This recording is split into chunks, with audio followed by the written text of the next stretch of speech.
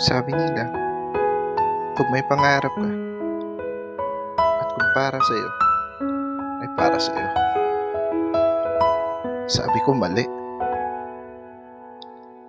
Kasi hindi naman yung pangarap ang pupunta sa'yo eh.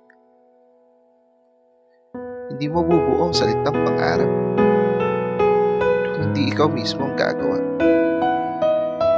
Kung ano nagpapasaya sa'yo, gawin mo. Kung may gusto ka mangyari, pagtsagaan mo.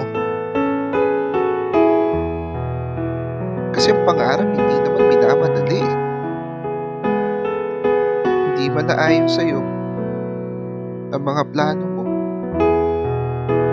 hindi naman ibig sabihin nun na hindi ka na mangangarap. Tulad nga ng sabi ko, mabubuo lang ang isang pangarap sa sarili mo.